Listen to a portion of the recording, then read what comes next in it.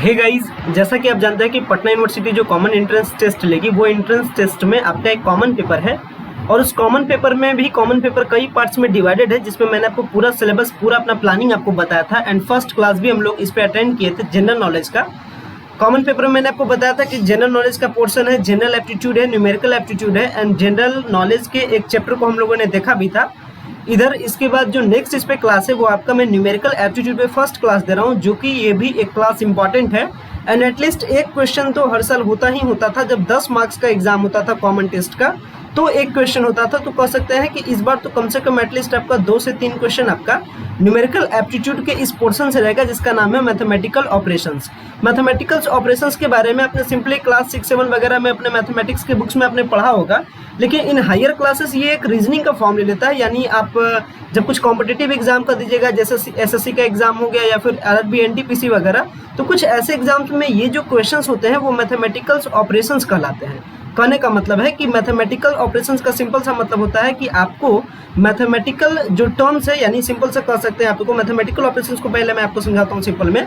Mathematical operation का simple सा मतलब हो गया कि मैथमेटिक्स में जो ऑपरेशंस होता है, यानी प्लस माइनस, इसके बाद आपका मल्टीप्लिकेशन, सब्ट्रैक्शन, डिवीजन, फ्रैक्शन, ये सारा जो प्रोसेस होता है या फिर ये जो सारा काम होता है ये बेसिकली मैथमेटिक्स में ऑपरेशन कहलाता है। और जब ये मैथमेटिक्स में काम करता है तो ये कहलाता है मैथमेटिकल ऑपरेशंस। यानी आपको जब मैथमेटिक्स में यानी नंबर के बीच में इस टाइप्स के जब ऑपरेशंस होते हैं तो वो आपका कहलाता है मैथमेटिकल ऑपरेशंस। तो मैथमेटिकल ऑपरेशंस का आइडिया बेसिकली कहाँ से आता है, तो वो आपका आता है बोर्ड मास से। एंड बोर्ड मास के बारे में आपने पढ़ा होगा, क्लास 6 वगैरह से ही आपने बोर्ड मास के बारे में पढ़ा होगा। यहाँ तक कि आप कह सकते हैं कि 4 या 3rd स्टैंडर्ड से ही आपने बोर्ड मास के बारे में पढ़ा होगा।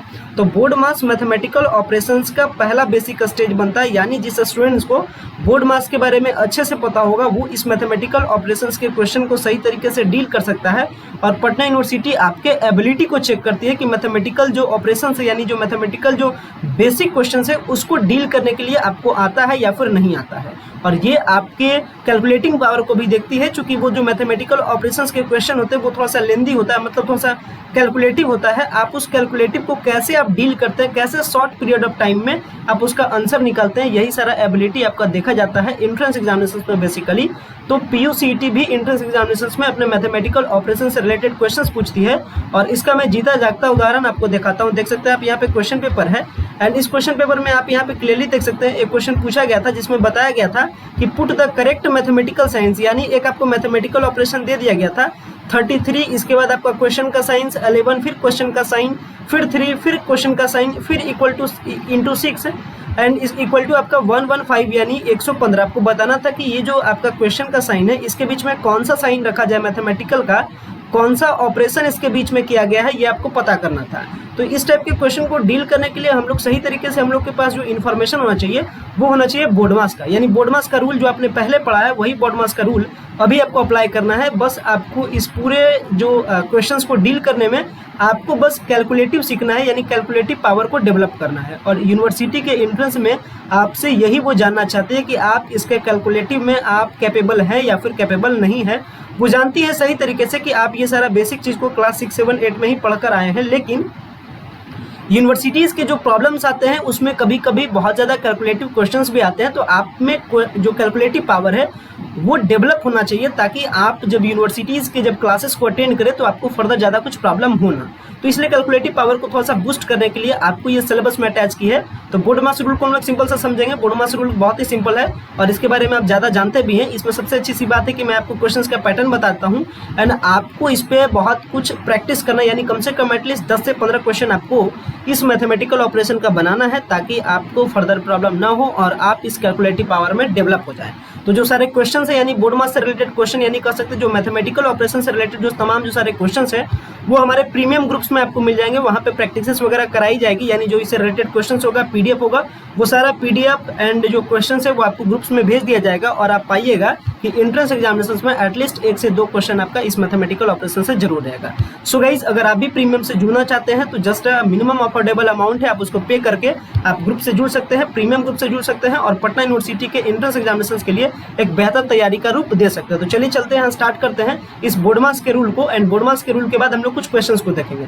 बोडमास का सिंपल सा रूल एक मैथमेटिक्स का रूल है जिसमें बताया जाता है कि आपको जब बहुत सारे मैथमेटिकल ऑपरेशन एक साथ मिल जाए, कहने का मतलब है आपको ब्रैकेट एक साथ मिल जाए किसी क्वेश्चन में, पावर मिल जाए, इसके बाद डिवीजन मिल जाए, मल्टीप्लिकेशन मिल जाए, एडिशन मिल जाए, सब्ट्रैक्शन मिल जाए, यानी कहने का मतलब अगर बहुत सारे ऑपरेशंस आपको एक साथ करना रहे तो आप कैसे कैसे करके ऑपरेशन करते हैं, यानी किस प्रकार से आप अपना ऑपरेशन स्टार्ट करते हैं, इसका आइडिया आपको बोडमास के जरिए से मिलता है। जहाँ पे बी स्टैंड होता है ब्रैकेट के लिए, ओ स्टैंड होता है आपका ऑर्डर के लिए, डी स्टैंड होता है आपका डिवीजन के लिए, एम स्टैंड होता है मल्टीप्लिकेशन के लिए, ए स्टैंड होता है आपका एडिशन के लिए, यानी एस स्टैंड होता है सब्ट्रैक्शन के लिए। यानी आपको इसी ऑर्डर में काम करना है, यानी जब भी अगर आपको बहुत सारे मैथमेटिकल ऑपरेशन एक साथ मिल जाए तो आप इसके अकॉर्डिंग अपना कैलकुलेशन को कंप्लीट कीजिएगा।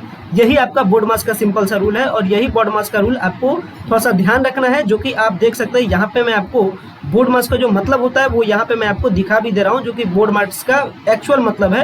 एंड इसी के अकॉर्डिंग आपको काम करना है, इसी के अकॉर्डिंग आपको कैलकुलेशन में इस कॉन्सेप्ट को यूज करना है। तो ये बेसिक सा कॉन्सेप्ट है, ये कॉन्सेप्ट के बारे में आप जानते भी है, बस आपको मेरे लिए क्या आपका ड्यूटी है कि आपको बस इसके बारे में बता देना था एंड आपको इस पर प्रैक्टिस करना है एटलीस्ट कम से कम 10 से 15 क्वेश्चन, ताकि आपको वो प्रॉब्लम ना हो। तो इस तरीके का जो टॉपिक है, हम लोगों ने टॉपिक को समझा। अब आते हैं कुछ प्रॉब्लम्स पे, जिसके बारे में हम लोग को क्या करना है, थोड़ा सा इसमें एक्सपर्ट होना है। जैसे प्रॉब्लम कुछ देख सकते हैं, हमारे पास कुछ प्रॉब्लम्स है जो कि है मैथमेटिकल ऑपरेशन, आपको बताना है कि इसमें किस प्रकार से आपको इस क्वेश्चन को सॉल्व करना है। चलिए एक आध दो क्वेश्चन हम लोग को सॉल्व करते हैं ताकि आपको आइडिया प्रॉपर वे में मिल जाए। जैसे यहाँ पे क्वेश्चन बताया जा रहा है, इफ P डिनोट्स मल्टीप्लाइड, यानी P आपको स्टैंड होता है मल्टीप्लिकेशन के लिए, ध्यान रखिएगा कैसे क्वेश्चन को डील करने का आइडिया आप रखिएगा। इसके बाद बताया जा रहा है T denotes subtraction, T stands होता है आपका सब्ट्रैक्शन के लिए, M डिनोट्स होता है आपका एडिशन के लिए। तो जो भी सारे तमाम साइन है, आप साइन को पहले आप रख सकते हैं स्टार्टिंग टाइम में, धीरे धीरे आप बनाते बनाते फिर एक्सपर्ट हो जाइएगा, ये सारा आपको लिखने की उतना जरूरत नहीं है। इसके बाद B डिनोट्स होता है आपका डिवीजन के लिए, तो आपको बताना है कि यहाँ जो एक क्वेश्चन दिया गया है इस क्वेश्चन का आंसर क्या होगा।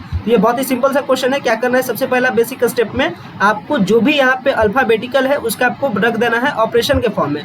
जैसे यहाँ पे लिखा जाएगा 28, इसके बाद B आपका स्टैंड होता था डिवीजन के लिए, तो हम लोग यहाँ पे देंगे डिवीजन का साइन। इसके बाद है आपका 7, P स्टैंड होता है मल्टीप्लिकेशन के लिए, तो मल्टीप्लिकेशन लिखेंगे।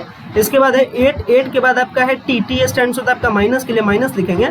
इसके बाद 6, इसके बाद M आपका स्टैंड होता है प्लस के लिए, एंड इसके बाद है 4। इसको लिखने के बाद हम लोग क्या करेंगे, इसको सिंपली से कैलकुलेट करते हैं। चलिए कैलकुलेट करते हैं अकॉर्डिंग द बोडमास रूल। तो यहाँ पे देख सकते हैं बहुत सारे ऑपरेशन आ चुके हैं, डिवीजन भी है, मल्टीप्लिकेशन भी है, एंड सब्ट्रैक्शन भी है, एडिशन भी है। तो सबसे पहला स्टेप क्या करेंगे, सबसे पहले हम लोग क्या करेंगे, डिवीजन करेंगे according the rule of BODMAS. तो इसको कर सकते हैं 28 divided by 7 that is equal to 4, into में आपका है फिर से आपका यहाँ पे है 8, एंड फिर आपके बाद है -6 एंड +4।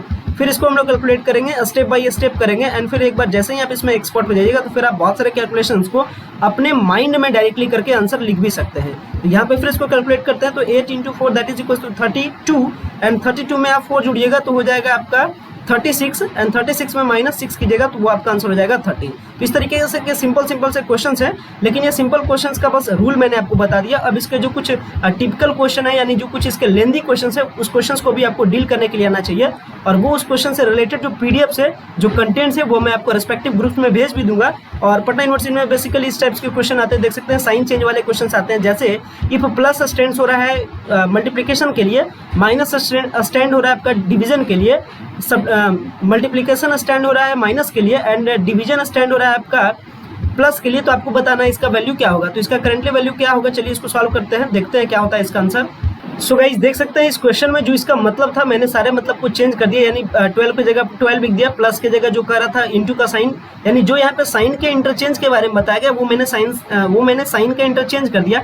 अब क्या करेंगे, साइन इंटरचेंज करने के बाद फिर से बोडमास का रूल लगा देंगे, एंड बोडमास का रूल लगाने के बाद जो फाइनल आंसर होगा वो हम लोग इस MCQ से उसे हम लोग पिक आउट कर लेंगे।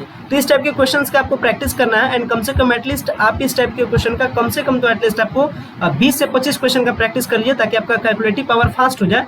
एंड जो क्वेश्चन का आपको प्रैक्टिस करना है वो मैं रेस्पेक्टिव ग्रुप में भेज दूंगा। तो आशा करता हूँ ये जो मैथमेटिकल ऑपरेशन से रिलेटेड जो क्वेश्चंस था, जो आपने PU के एंट्रेंस एग्जामिनेशंस का जो आपने क्वेश्चन पैटर्न देखा आपने कि वहाँ पे मैथमेटिकल ऑपरेशन से रिलेटेड क्वेश्चन पूछे जाते हैं, एंड जो मैथमेटिकल ऑपरेशन होता है उसमें कौन सा रूल काम करता है ये भी आपने समझा। एंड इससे रिलेटेड प्रैक्टिसेस आपको करना है, मेरा काम है बस आपको टॉपिक बता देना, उस टॉपिक में किस टाइप के क्वेश्चन पूछे जाते हैं इसका आइडिया दे देना। आपका काम है, आपको एंट्रेंस एग्जाम देना है, तो आपको कोशिश करना है कि बहुत ज़्यादा से ज़्यादा प्रैक्टिस करें ताकि आप उस चीज़ में परफेक्ट हो जाए। सो गाइस वीडियो को एंड करते हैं, वीडियो देखने के लिए बेहद धन्यवाद। Thanks for watching this important video. And जिनको भी प्रीमियम फैसिलिटी से जुड़ना रहे, वीडियो के डिस्क्रिप्शन बॉक्स में डिटेल है, वो डिटेल्स के जरिए से जुड़ सकते हैं।